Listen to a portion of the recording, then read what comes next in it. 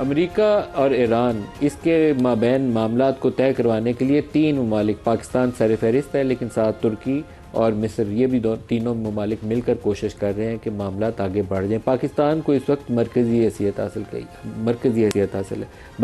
بلکہ یہ کہنا چاہیے کہ ایک کلیدی کردار ہے پاکستان کا اس سارے معاملے کو آگے بڑھانے کے حوالے سے۔ امریکہ کی جانب سے جو فرمائشیں کی گئی ہیں وہ ساری پریکٹیکل نہیں ہیں۔ جب آپ مطالبات کرتے ہیں تو آپ بہت اوپر سے مانگنا شروع کرتے ہیں، پھر جب آپ مذاکرات کی میز پر بیٹھتے ہیں تو پھر گیو اینڈ ٹیک ہوتا ہے۔ امریکہ نے بہت کچھ مانگ لیا ہے، ایران نے کہا کہ نہیں یہ تو ہمیں قبول ہی نہیں ہے، ہم ریجیکٹ کرتے ہیں، لیکن بہرحال ایک پروسیس شروع ہوا ہے جس میں پروپوزلز ایکسچینج کی گئی ہیں۔ امریکہ جو چیزیں مانگ رہا ہے اس میں ایک تو آبویس ہے کہ وہ یہ چاہتا ہے کہ ایران نیوکلیئر جو اس کی فیسلٹیز ہیں اس کا مکمل خاتمہ کر دے۔ یورینیم کی افسودگی جو ہے وہ جو لاسٹ ٹائم ان کا عمان کے اندر ایگریمنٹ ہوا تھا وہ بلو 4%، 3.67% پریسائز تھا پرہیپس، کہ اس لیول تک اب سول نیوکلیئر یوز کے لیے تو کر سکتے ہیں لیکن اس کو ایٹمی ہتھیار بنانے کے لیے آپ استعمال نہیں کر سکتے۔ تو ابھی جو لسٹ آئی ہے اس کے اندر بھی کچھ ایسی چیزیں ہیں کہ نیوکلیئر پروگرام کی یہ جو یورینیم کی افزودگی ہے وہ ختم کر دی جائے گی، نتن اصفہان اور فردو کے جوہری پلانٹس ختم کر دیے جائیں گے، ایران کو خطے میں پراکسیز کو فنڈنگ بند کرنا چاہے ہوگی،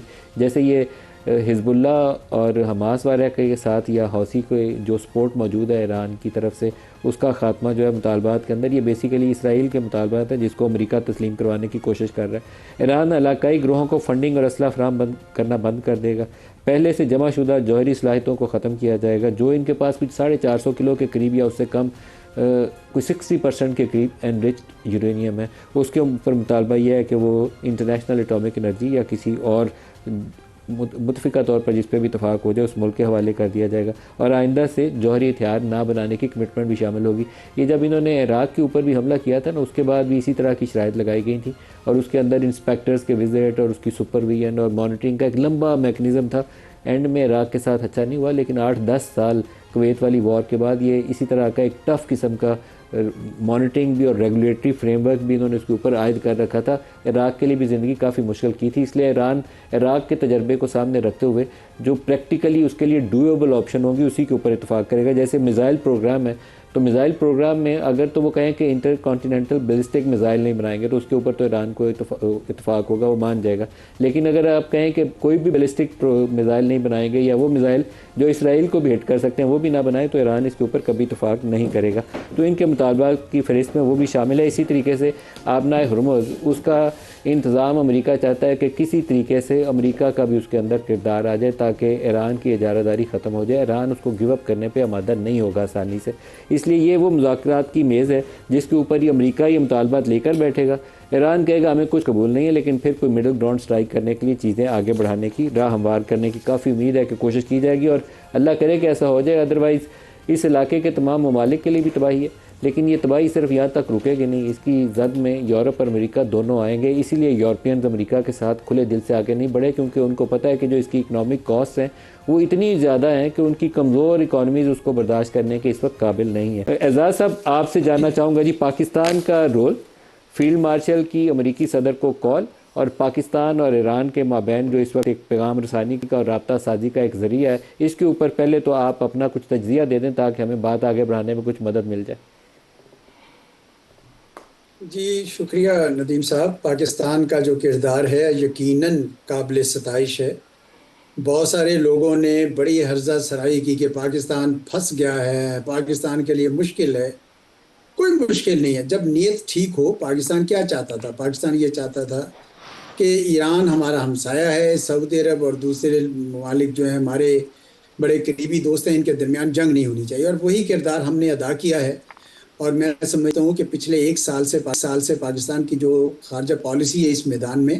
اس ضمن میں بڑی قابل ستائش رہی ہے، اور اسی وجہ سے آج پاکستان کی ایران بھی تعریف کرتا ہے، خلیجی ریاستوں کے ساتھ بھی تعلقات بہتر ہیں، اور امریکہ بھی کرتا ہے۔ تو میں سمجھتا ہوں کہ پاکستان کو یہ کردار جاری رکھنا چاہیے، بجائے اس کے کہ کسی ایک فریق کے حق میں جنگ میں شریک ہو جائے، اس سے کوئی فائدہ نہیں ہوگا، اور ہمیں جنگ رکوانی ہے۔ اس کا امپیکٹ پوری دنیا پہ ہے، پاکستان پہ بھی ہے، اور خصوصاً ان ممالک کے اپنے اندر بڑی تباہی ہو چکی ہے۔ ابھی تو خلیجی ریاستیں جنگ میں شریک نہیں ہوئی، اگر یہ شریک ہو گئی کسی موقع پر جس طرح کہ اسرائیل چاہتا ہے تو پھر میں دیکھ سکتا ہوں کہ وہاں بہت زیادہ تباہی کا دائرہ پھیل جائے گا۔ اس لیے بہتر ہوگا کہ یہ ساری پارٹیز کے لیے کہ یہ کوئی نہ کوئی کسی نہ کسی قسم کا سمجھوتا جو ہے وہ کر لیں، امن کی طرف چلیں۔ امریکہ نے جو البتہ شرائط لگائی ہیں وہ بہت ہی زیادہ سخت شرائط ہیں۔ مجھے یقین تھا کہ ایران ان کو نہیں مانے گا، اور ایران نے بھی اپنی اسی قسم کی شرائط پیش کر دے گا کہ جی آپ ہمارے لیے اکنامک سینکشنز بھی اٹھائیں، بیسز جو علاقے میں آپ نے رکھے ہوئے ہیں سارے واپس لے کے جائیں، اسرائیل کے اوپر سے ہاتھ روک لیں، وغیرہ وغیرہ۔ لیکن ڈپلومیسی جو ہے وہ جاری رہنی چاہیے، اور اس کے ذریعے کوئی نہ کوئی کہیں نہ کہیں کوئی کامن گراؤنڈ جو ہے وہ ڈھونڈنی پڑے گی، اور میرے خیال میں ڈھونڈنی چاہیے۔ اور پاکستان اگر اس میں کوئی کردار ادا کر سکتا ہے تو میں سمجھتا ہوں کہ یہ سب سے احسن ہوگا۔ ڈاکٹر صاحب، جے ڈی وینس امریکی جو نائب صدر ہیں، ان کے متعلق سننے میں آتا ہے کہ اگر معاملات آگے بڑھنے کی امید پیدا ہوتی ہے تو ویکینڈ تک وہ پاکستان آ سکتے ہیں۔ اس کے علاوہ وٹکاف اور جارج کوشنر وہ کہا جاتا ہے کہ اس رابطہ سازی کے عمل میں ایکٹیولی انگیجڈ ہیں۔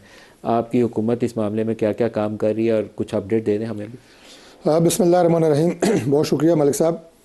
یہ چوئی صاحب نے جو میرا خیال ہے پوری صورتحال کی جو ترجمانی کی ہے اور عکاسی کی ہے، بڑے اچھے انداز سے انہوں نے بتایا ہے کہ اس وقت سچویشن کیا ہے، اور اس کا جو ممکنہ اور تمام اس خطے کے لیے بھی اور پوری دنیا کے لیے جو اس کا ایک مثبت حل ہو سکتا ہے وہ یہی ہے کہ یہ بات جلد از جلد جو ہے یہ مذاکرات اور اس کے بعد کسی دیرپا امن معاہدے کی شکل میں جو ہے اختتام پذیر ہو۔ دیکھیں ابھی ہم یہ دیکھ رہے ہیں کہ ابھی ایران کے بارے میں آ رہا ہے کہ جی انہوں نے ابھی جو شرائط وغیرہ جن کی بات ہو رہی تھی انہیں تسلیم کر رہے ہیں یا نہیں کر رہے ہیں۔ میرا خیال ابھی قبل از وقت ہے۔ اس کی وجہ یہ ہے کہ براہ راست ابھی جو مذاکرات ہیں جب وہ انشاءاللہ شروع ہوں گے، اور پاکستان اس کے لیے بہترین ہوم گراؤنڈ ہے، پاکستان جو ہے وہ مرکزی حیثیت اختیار کر چکا ہے، پاکستان کی جو ہماری عسکری لیڈرشپ ہے فیلڈ مارشل سید عاصم منیر صاحب کی شکل میں، اور ہمارے جو پرائم منسٹر ہیں جناب شہباز شریف صاحب، جس طرح انہوں نے سفارتکاری کی ہے، اور ڈار صاحب نے جو ہمارے فارن منسٹر ہیں، ڈپٹی پرائم منسٹر ہیں، تو اس میں پاکستان کا کردار جو ہے وہ بڑا ایک مثبت اور بڑا ایک نیوٹرل کردار رہا ہے۔ اور میرا خیال ہے کہ اس خطے میں جو ہم کہتے ہیں جی کہ پاکستان کی صورتحال بڑی آپ یہ کہیں کہ نازک تھی، وہ یقیناً اس لیے نازک تھی کہ ہمارے ایران سے بھی بڑے اچھے مراسم ہیں، ہمارے جو ہے خلیجی ریاستوں سے سعودی عرب کے ساتھ ہم ایک دفاعی معاہدے میں ہیں، تو ان سب کو مد نظر رکھتے ہوئے پاکستان کی اولین ترجیح اور آج تک ہماری جو کوشش ہے وہ یہ ہے کہ اس خطے میں امن کے لیے ہم جو کر سکتے ہیں وہ کریں، کیونکہ جنگ کے جو بادل ہیں ان کی لپیٹ میں سب سے پہلے جو ہمارا اپنا جو ریجن ہے ساؤتھ ایشیا، اس خطے کے اندر جو تباہی ہو رہی ہے اور مزید ہو سکتی ہے اور پوری دنیا سے براہ راست متاثر ہو رہی ہے، تو میرا خیال ہے کہ اس میں ایران کی طرف سے بھی ایک اچھی مثبت سوچ آنی چاہیے۔ امریکہ استعمال ہوا ہے اسرائیل کے تھرو، اس میں تو کوئی دو رائے نہیں ہے کہ اسرائیل نے اپنے مذموم مقاصد کے لیے پریزیڈنٹ ٹرمپ کو جس طرح ایران پہ حملے کے لیے، اب کچھ لوگ کہتے ہیں جی کہ نہیں اسرائیل نہیں، امریکہ ظاہر ہے خود بالکل انڈیپینڈنٹ ہے، ان کی اپنی ایک انڈیپینڈنٹ سوچ ہے، اپنی انڈیپینڈنٹ خارجہ پالیسی ہے، لیکن میں سمجھتا ہوں کہ اگر اسرائیل کی مذموم کوششیں اور ان کی سازشیں نہ ہوتی تو شاید اتنی جلدی ایران کے اوپر اس طرح کا براہ راست حملہ نہ ہوتا، جبکہ اس سے پہلے یہ کوششیں ہو رہی تھی کہ امریکہ اور ایران کے درمیان مذاکرات ہوں، اور پاکستان اس کا بھی حصہ تھا۔ جے ڈی وینس کے امکانات ہیں کہ ویکینڈ تک آئیں پاکستان؟ دیکھیں میرا خیال ہے کہ اس پہ ابھی قبل از وقت ہے کہ کوئی اسٹیٹمنٹ دینا گورنمنٹ کی طرف سے، لیکن بہت ساری ایسی کوششیں ہو رہی ہیں۔ یہ ضرور میں کہہ سکتا ہوں کہ بیک ڈور جو کہ کلاسیفائڈ انفارمیشن ہے، اور وقت آنے پہ ہی میں سمجھتا ہوں کہ اسے منظر عام لانا چاہیے۔ ان کے وزٹ کا انحصار اس چیز کے اوپر ہے کہ ابتدائی طور پر بیک چینل سے کچھ پیش رفت ہو جائے تو پھر جے ڈی وینس آئیں۔ بالکل ایسا ہی ہے، یہ چیزیں ہو رہی ہیں، لیکن میں نے کہا کہ چونکہ یہ بڑی حساس آپ یہ کہیں کہ کوششیں ہوتی ہیں، اور یہ ایک صحیح وقت کے اوپر ہی جو ہے یہ معلومات جو ہے یہ شیئر کی جاتی ہیں۔ بالکل صحیح۔